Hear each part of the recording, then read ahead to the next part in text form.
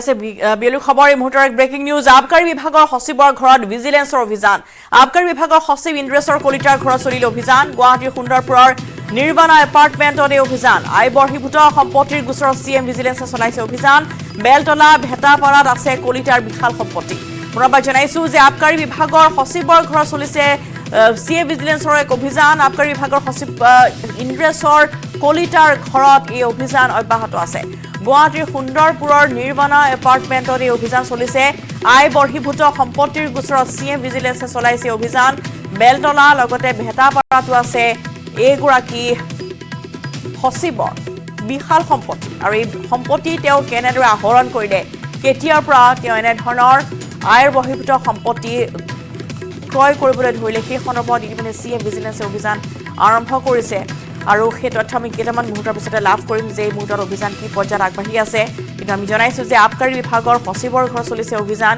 CM ভিজিলেন্সৰ অভিযান অব্যাহত আছে আবকাৰী সচিব ইন্দ্ৰেশ্বৰ কলিতাৰ ঘৰত গুৱাহাটীৰ সুন্দৰপুৰৰ এটা এপাৰ্টমেণ্টত এই অভিযান চলি আছে আই বৰ্হিভূত সম্পত্তিৰ গোচৰত চিএম ভিজিলেন্সে চলাইছে অভিযান লগতে বেলতলা ভেটাপাৰাত কলিতাৰ বিশাল সম্পত্তি আছে আৰু সেই সম্পত্তি সমূহতো কেনেদৰে তেওঁ ক্ৰয় কৰিলে সেই সন্দৰ্ভত ইতিমধ্যে চিএম ভিজিলেন্সে অভিযান অব্যাহত ৰাখিছে লগতে গুৱাহাটী মহানগৰীৰ বাহিৰতো আন কোন কোন স্থানত তেওঁ সম্পত্তি ক্ৰয় কৰিছিল আৰু যিহেতু বৰ্তমান চিএম ভিজিলেন্সে অভিযান অব্যাহত ৰাখিছে গতিকে কি কি নথিপত্ৰ বা কেনেধৰণৰ সম্পত্তিৰ সংক্ৰান্তীয় কি তথ্য ইতিমধ্যেই তেওঁলোকে লাভ কৰিছে বা জব্দ কৰিবলৈ সক্ষম হৈছে সেই সন্দৰ্ভত আমি কেইটামান মুহূৰ্তৰ পিছতে খবৰ লাভ কৰিম কিন্তু এই মুহূৰ্তত আমি খবৰ জনাইছোঁ যে আবকাৰী বিভাগৰ সচিবৰ ঘৰত চিএম ভিজিলেন্সে চলাইছে অভিযান লগতে তেওঁৰ বেলতলা আৰু ভেটাপাৰাৰ যি বাসগৃহ সেইসমূহতো অভিযান অব্যাহত আছে আবকাৰী বিভাগৰ সচিব ইন্দ্ৰেশ্বৰ কলিতাৰ ঘৰত সুন্দৰপুৰৰ নিৰ্বাণা এপাৰ্টমেণ্টত এই মুহূৰ্তত অভিযান অব্যাহত আছে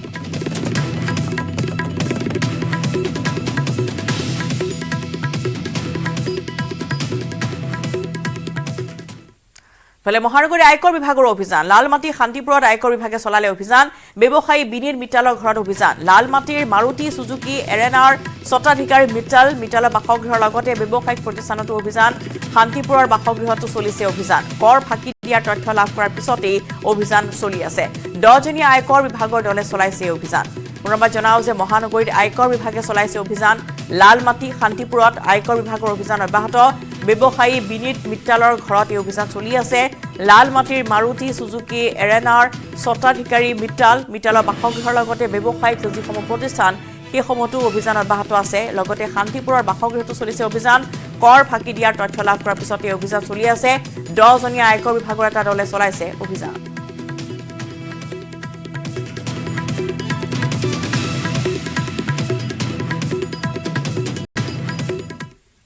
ৰাজ্যত পুনৰ আৰম্ভ হ'ব কা আন্দোলন সংবাদমেলত এই মন্তব্য কৰিছে ডক্টৰ হীৰেন গোহাঁই অসমৰ জনসাধাৰণক মুকলিকৈ ওলাই অহাৰ আহ্বান জনাইছে বিশিষ্ট বুদ্ধিজীৱীগৰাকীয়ে এতিয়ানো অসমত ক'ত আইন শৃংখলা আছে বুলি প্ৰশ্ন কৰিছে হীৰেন গোহাঁই কা আইনখন এটা ধৰ্মৰ বিৰুদ্ধে বুলি মন্তব্য কৰিছে ডক্টৰ হীৰেন গোহাঁই পুনৰবাৰ জনাও যে ৰাজ্যত পুনৰ হ'ব কা আন্দোলন সংবাদমেলত এই মন্তব্য কৰিছে ডক্টৰ হীৰেন গোহাঁইয়ে অসমৰ জনসাধাৰণক মুকলিকৈ ওলাই অহাৰ তেওঁ আহ্বান জনাইছে এতিয়ানো অসমত ক'ত আইন শৃংখলা আছে বুলি প্ৰশ্ন উত্থাপন কৰিছে বিশিষ্ট বুদ্ধিজীৱীগৰাকীয়ে কা আইনখন এটা ধৰ্মৰ বিৰুদ্ধে বুলি মন্তব্য কৰিছে ডক্টৰ হীৰেন গোহাঁই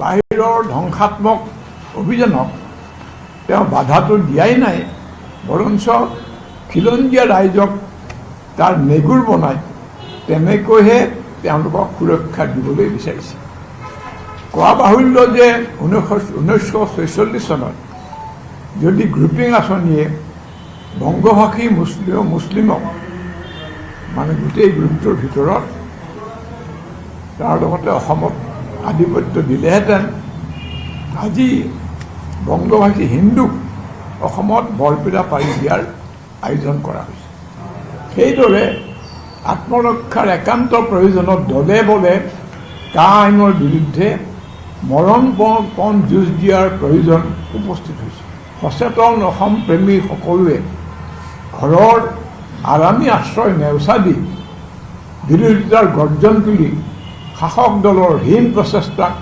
ধিক্কাৰ দিয়ক আৰু এই অভিসন্ধিমূলক আইনখন বাতিল কৰিবলৈ সিহঁতক বাধ্য কৰক 2021 বিখ্যাত কৃষক আন্দোলনে সকীয়াই দিয়ে যে অন্যায়ভাৱে এনে অবৈধ আইন গ্ৰহণ কৰিলেও জনগণৰ সমৰ্থন নাথাকিলে তাৰ প্ৰয়োগ সম্ভৱ নহয়। 5জন তৰুণ শ্বহীদৰ স্মৃতিয়ে আমাক এই ব্ৰত অটল নিষ্ঠাৰে পালন কৰিবলৈ অনুপ্ৰেৰণা দিয়ে।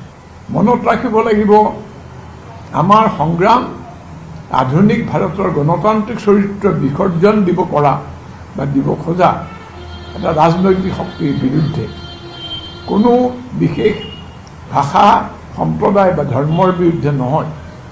আনহাতে আইনখন দেশকৈ এটা ধৰ্মৰ বিৰুদ্ধে অৱস্থান লোৱা সংবিধান বিৰোধী পদক্ষেপ। লোকসভা নিৰ্বাচনৰ দিন চমু চাপি অহাৰ লগে লগে কংগ্ৰেছৰ বিৰুদ্ধে অধিক আক্ৰমণাত্মক হৈ পৰিছে AIDFৰ সভাপতি বদৰুদ্দিন আজমল। প্ৰদেশ কংগ্ৰেছৰ শিয়াল আখ্যা দিয়াৰ পিছতে এইবাৰ ভূপেন বৰাক কুলাংগাৰ আখ্যা দিলে বদৰুদ্দিন আজমলে। লগতে ৰাহুল গান্ধী সন্দৰ্ভত তীৰ্যক মন্তব্য কৰিলে বদৰুদ্দিন আজমলে।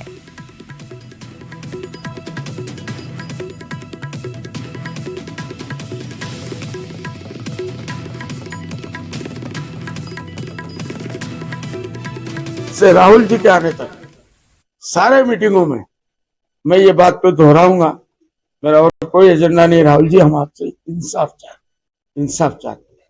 आप आए, हमें बड़ी उम्मीद है। आप आ रहे, लोगों की भीड़ होगी, हमारे लोग भी जाएंगे। एक और चीज लाइट मूड में कह रहा हूं, आप still you are young and genetic man and you have not married also, you are single person. हमारी बहुत लड़कियां आपको देखने के लिए सुंदर सुंदर कपड़े पहन के मेकअप करके जाएगी। ऐसा हो सकता है कि पूरी दुनिया में राहुल जी घूमे, उन्हें कोई लड़की पसंद नहीं आई, हमारे आसाम की कोई बच्ची आपको पसंद आ जाए। अल्लाह करे कल आप हमारे आसाम के আজি ৰাজীৱ ভৱনত ভূপেন বৰাই আপোনাক কুলাংগাৰ বুলি কৈছে, কি ক'ব? কি কৈছে? কুলাংগাৰ কিয় হয় ৰে? মই তো কাপোৰ পিন্ধি থাকো। কুলাংগাৰ আমি আমাৰ ইয়াত মহাৰাষ্ট্ৰত কুলাংগাৰ কৈছে মানুহে কাপোৰ নিপিন্ধে। পুরা পৃথিবীর মানুষ দেখে আছে মই কাপড় পিন্ধিছো, মই একজন সভ্য মানুষ। সি কুলাংগাৰ হ'ব পাৰে, আমি নাজানো অসমীয়াত কুলাংগাৰ কাক কয়, মই বুজাই নাই কাক কয়। আপুনি লোক বুজাওক কুলাংগাৰ কি হয়। বেয়া শব্দ এজন বৰ ডাঙৰ মানুহে ক'ব নালাগে না। ইও প্ৰেচিডেণ্ট, ময়ো প্ৰেচিডেণ্ট। সভ্যতাৰ ভিতৰত থাকিব লাগে, মানৱতাৰ ভিতৰত থাকিব লাগে, জানোৱাৰ হ'ব নালাগে না। ৰেল বিভাগৰ অনুমতিৰ পিছত অৱশেষত জখলাবন্ধাৰ পৰা ওলাই গ'ল দুদিন ধৰি আবদ্ধ হৈ থকা উইংছ অফ হাজৰিকা নামৰ বিমানখন। জখলাবন্ধাত ৰেলৱেৰ উচ্চ ক্ষমতা সম্পন্ন বৈদ্যুতিক তাঁৰৰ বাবে দুদিন ধৰি ৰ'ব লগা হৈছিল বিমান পৰিবাহী ট্ৰাকখন। লামডিঙৰ ৰেলৱে অনুমতি দিয়াত বৈদ্যুতিক তাঁৰ দাঙি দিয়াত এতিয়া পাৰ হৈ গৈছে ট্ৰাকখন। দৃশ্য দেখুৱাইছোঁ জখলাবন্ধাত এনেদৰে 2টা দিন ধৰি সোমবাৰে বিয়লিৰ পৰা আজিলৈকে আবদ্ধ হৈ আছিল এই বিমানখন। উইংছ অফ হাজৰিকা অৱশেষত মুকলি কৰি দিয়া হৈছে আৰু এই মুহূৰ্তত আগবঢ়াইছোঁ দিবাকৰ দাসৰ ৰিপৰ্ট। প্ৰায় 48 ঘণ্টা জখলাবন্ধাত স্থবিৰ হৈ পৰা এই যিখন বিমান শিৱসাগৰ অভিমুখী বিমান, এতিয়া দেখা গৈছে জখলাবন্ধা যি ৰেলৱে ক্ৰছিং আছে, ৰেলৱে ক্ৰছিং পাৰ কৰিব আৰু ইতিমধ্যে ৰেল বিভাগৰ অনুমতি লাভ কৰি ৰেল বিভাগে যি বৈদ্যুতিক তাঁৰ আছে, উচ্চ ক্ষমতা সম্পন্ন যি বৈদ্যুতিক তাঁৰ দাঙি দিছে। তেওঁলোকৰ যি ইনস্পেকশ্যন ভান লৈ আহি এই স্থানত যি 37 নং ৰাষ্ট্ৰীয় ঘাইপথ যি লেভেল ক্ৰছিং আছে জখলাবন্ধাৰ লেভেল ক্ৰছিঙৰ যি ওপৰত যি বৈদ্যুতিক তাঁৰ আছে, তাঁৰ দাঙি দিছে। আৰু এনেদৰে দেখা গৈছে এই যিখন বিমান য'ত মুম্বাইৰ পৰা শিৱসাগৰলৈ অনা হৈছে, বিমানখন হৰিপ্ৰসন্ন হাজৰিকাই আনিছে এখন ৰেষ্টুৰেণ্ট খুলিব। এই বিমানখন এই মুহূৰ্তত আমি পোনপটীয়াকৈ দেখুৱাইছোঁ একমাত্ৰ নিউজ 18ত।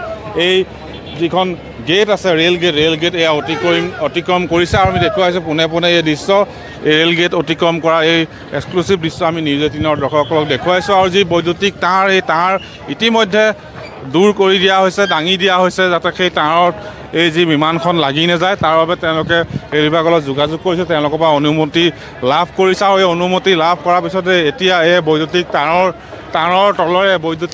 তলৰে এতিয়া এই বিমানখন পাৰ হৈ আছে আৰু শীঘ্ৰে শিৱসাগৰ গৈ পাবগৈ। আমি দেখুৱাই আছোঁ এই জখলাবন্ধা যি ৰেলৱে লেভেল ক্ৰছিং, এই লেভেল ক্ৰছিং অতিক্ৰম কৰিছে আৰু প্ৰায় 2টা দিন জখলাবন্ধাতে স্থবিৰ হৈছিল মুম্বাইৰ পৰা শিৱসাগৰ অভিমুখী এই বিমানখন, এই এয়াৰবাছখন। আৰু এই মুহূৰ্তত প্ৰায় 48 ঘণ্টা অতিক্ৰম কৰাৰ পিছত এই যি ৰেলৱে লেভেল ক্ৰছিং আছে লেভেল ক্ৰছিং অতিক্ৰম কৰিছে আৰু অনায়াসে এতিয়া এই ৰেল ক্ৰছিং পাৰ হৈছে এই বিমানখনে আৰু শীঘ্ৰেই হয়তো কেইবা ঘণ্টাৰ পিছত শিৱসাগৰত গৈ এই বিমানখন উপস্থিত হ'ব। আমি জখলাবন্ধাৰ এই ৰেলৱে লেভেল ক্ৰছিঙৰ পৰা দেখুৱাই আছোঁ এইখন বিমান আৰু এই বিমানখন যোৱা 2টা দিন ধৰি জখলাবন্ধাৰ ৰাষ্ট্ৰীয় ঘাইপথত আবদ্ধ হৈ আছিল। কাৰণ এটাই আছিল, সন্মুখত উচ্চ ক্ষমতা সম্পন্ন যি বৈদ্যুতিক তাঁৰ, যি 25,000 ভল্টৰ যি বৈদ্যুতিক তাঁৰ আছিল, সেই তাঁৰ থকাৰ বাবে এইখন পাৰ কৰিব পৰা নাছিল আৰু তাৰপিছত অৱশেষত তেওঁলোকে ৰেল বিভাগৰ লামডিগৰ যি কাৰ্যালয়ৰ পৰা অনুমতি লাভ কৰি আমি দেখুৱাই আছোঁ এই যি ৰেল গেট আছে, ৰেল গেট পাৰ হৈছে এই যি বিশেষ বিমানখন, যিখন বিমান ৰেষ্টুৰেণ্ট নিৰ্মাণৰ বাবে শিৱসাগৰলৈ নি থকা হৈছে। 17 ডিচেম্বৰৰ পৰা যাত্ৰা আৰম্ভ কৰিছিল মুম্বাইৰ পৰা আৰু আজি এই জখলাবন্ধাৰ যি ৰেলৱে গেট অতিক্ৰম কৰা দৃশ্য আমি দেখুৱাই আছোঁ একমাত্ৰ নিউজ 18ৰ দৰ্শকসকলক। আৰু ইয়াত স্থানীয় লোক আছে, আজি 2 দিন ধৰি ইয়াত বিমানখন আছিলে, কি ক'ব? বিমানখন থকা মানে যি ৰাস্তাৰ হেৰি হৈছে, মানে আমাৰ ৰেলৱেৰ যিখন গেটৰ কাৰণে ধৰক গাড়ীখন আবদ্ধ হৈ আছিলে ইয়াতে 2 দিন, আজিলৈ 3 দিন।